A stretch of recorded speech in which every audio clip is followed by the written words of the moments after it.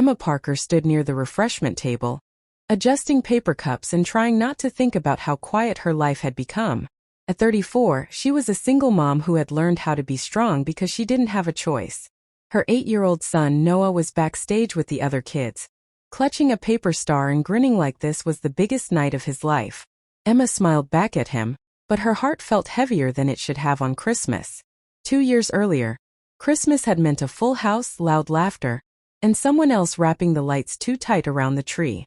Now it meant careful budgeting, borrowed decorations, and doing her best not to let Noah see the loneliness she carried quietly. Across the room, Daniel Reed was setting up the sound system, doing what he always did, staying busy so he didn't have to think. He was 40, a widowed father who volunteered for every community event, because empty evenings were the hardest. His daughter Lily, 10 years old and far too observant for her age, sat in the front row swinging her legs, watching him with a look that said she wished he'd smile more. "This Christmas event is boring," Lily whispered when he passed by. Daniel leaned down and smiled softly. "Give it a chance. Sometimes boring turns into something good." He didn't know why he said that. Maybe he needed to hear it himself. The event began exactly as expected. The kids sang, some off-key, some too loud. Parents clapped a little too enthusiastically. Someone's phone rang at the worst possible moment. Laughter drifted through the room, polite and warm but surface level, like everyone was careful not to feel too much. Emma watched Noah sing, her eyes filling with tears she quickly wiped away.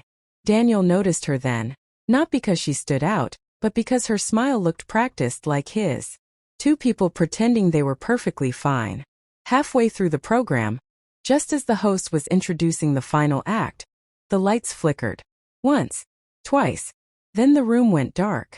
A collective gasp filled the space, followed by nervous laughter. Someone joked about the Grinch stealing the power.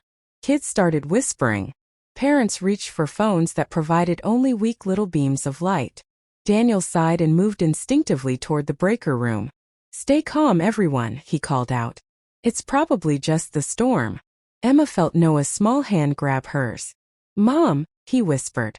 "I'm right here," she said, squeezing back, though her own heart was racing. Minutes passed. The darkness lingered. The snowstorm outside had knocked out power across the neighborhood. No lights. No sound system. No clear plan. The host suggested canceling the rest of the event. People began gathering coats, disappointment settling in like a heavy fog. Another Christmas memory cut short. Then Lily stood up. "Wait," she said, her voice small but steady. "We don't need lights to finish Christmas." The room quieted. Daniel turned surprised. "Lily." She looked at him, eyes shining. "Mom always said Christmas isn't about electricity. It's about people." The words hit him harder than he expected. Emma watched as Lily stepped into the center of the room, holding her phone flashlight up like a candle. One by one, other kids followed. Parents joined in. Soon the room glowed softly, faces illuminated, shadows dancing on the walls. Someone started humming Silent Night. Then another voice joined. Then another. The song filled the darkness, imperfect and beautiful. Noah squeezed Emma's hand and sang louder than anyone. Tears streamed down Emma's face, and this time she didn't wipe them away. Daniel felt something loosen in his chest that had been tight for years. He sang too, his voice rough but sincere, Lily leaning against his side. In that moment, the Christmas event stopped being ordinary. After the song ended, no one rushed to leave. People talked. Really talked. Strangers shared cookies, stories, grief, and laughter. Kids played games using phone flashlights. Someone told a joke so bad it made everyone laugh harder than it deserved. Emma and Daniel found themselves standing near the refreshment table that now held melted snow in half-empty cups.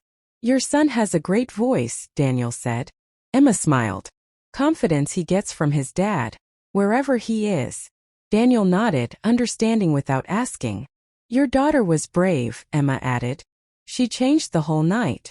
"She changed me," Daniel admitted quietly. They stood there, two tired parents in a dark room, feeling lighter than they had in a long time.